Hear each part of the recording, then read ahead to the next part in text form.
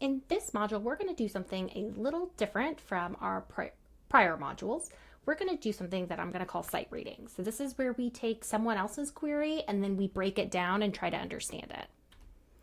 This has two different parts. The first part, which you're in right now, is site reading. This is going to take about 13-14 minutes, and I have some additional practice problems if you'd like to do that on your own.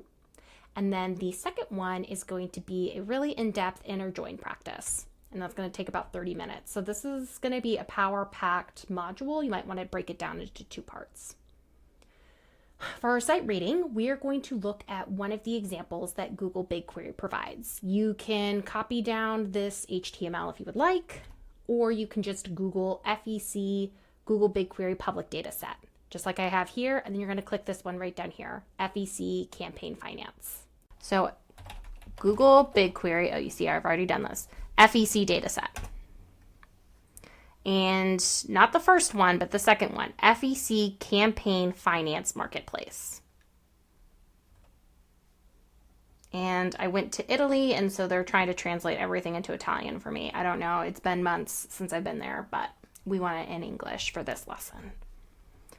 Okay, so this data set has campaign finance data from 1980 to present. This gives us a lot of good information. It tells us the data set source. So if I click this, I can see where Google BigQuery got it. And this is from the Federal Election Commission, FEC. And if I were to open up this data, I could download individual Excel sheets. Luckily for us, Google BigQuery has already done all the hard work of taking it from Excel and porting it into Google BigQuery. I can read about what is this database. And then if you want more information, so if I wanted to say, hey, like, why was that one committee, why didn't they have a party attached to it? If I go to the website for the campaign finance data and I look through all of that documentation, I can most likely find it. And if I can't find it, they usually have someone who you can actually contact and say, hey, I'm doing research on blah, blah, blah, blah, blah, and I have questions about your database. And people are paid, legitimately paid, to answer these emails. Okay. Another cool thing is that Google BigQuery will provide sample queries.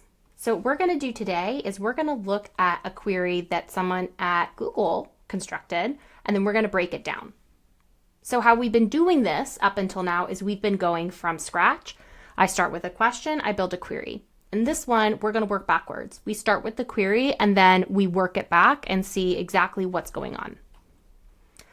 So this is the business question. Which committees raised the most money through, quote, small dollar donations in 2016? And this is a fun question because in 2016, we had a Mr. Bernie Sanders, and he raised a ton of money asking people for, I think it's like $10 or $15 donations, the most ever. And this is actually a strategy that now political candidates do today. And before, it's like people weren't really looking at the small donations. They were trying to get like these big corporate donors to give you $1 million, hundreds of thousands of dollars. So this is a really cool thing that happened in 2016 and a very interesting question to look at. So if we click this, this will open us up into the browser, and then it will give us a query that will run. So we can go ahead and just run it and see what it looks like.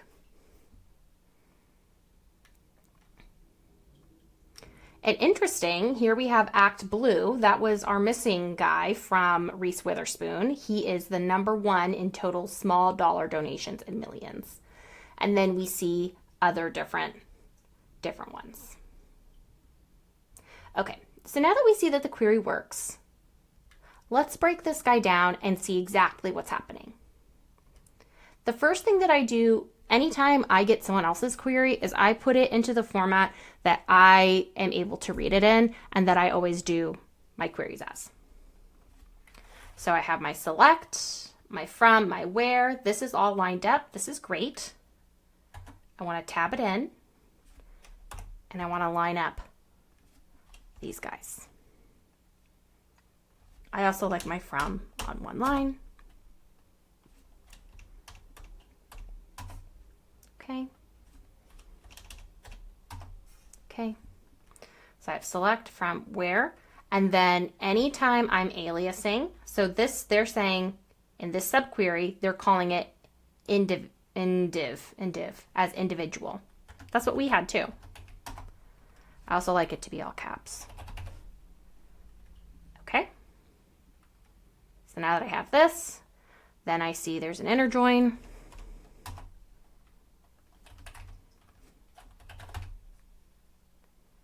And on, they have how it's connected.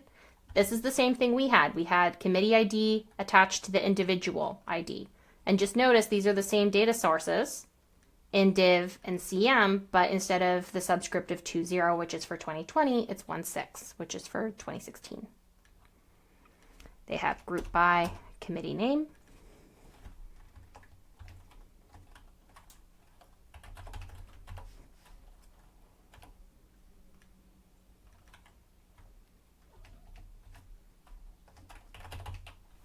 And this is just me being like really anal right now, so sorry. Okay. All right. Order by to limit 20. All right. So now that we have this all lined up, now what I'm going to do on the top, I'm going to back out and say pseudocode. High level, what's happening? Part 1. There is a subquery using indiv 16 data. That's this. So I'll put here. Part 1. There's a part 2, an inner join. Part 2. Inner joins to subquery part 1. Okay. Then I'm looking, it looks like there is a group by, so then there is a part 3.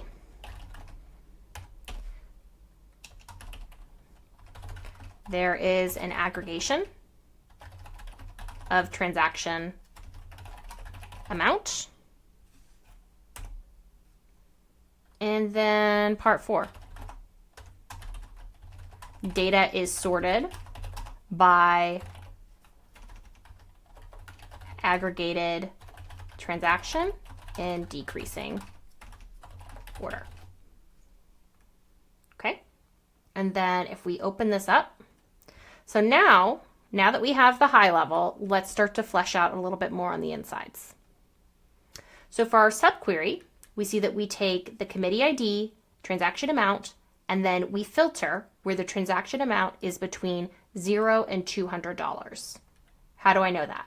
Well, I see select committee ID, transaction amount from this table where the transaction amount is between $0 and $200. So part 1 takes individual contributions and filters to only donations between $0 and $200. This is very important. This is very important. If someone asks you, oh, you did small contributions, what do you classify as a small contribution? You say between $0 and $200. Someone might say $200 is not a small contribution, and they might say between $0 and $20 is a small contribution. So that's just an important thing when you're doing data analytics. It's all in the details.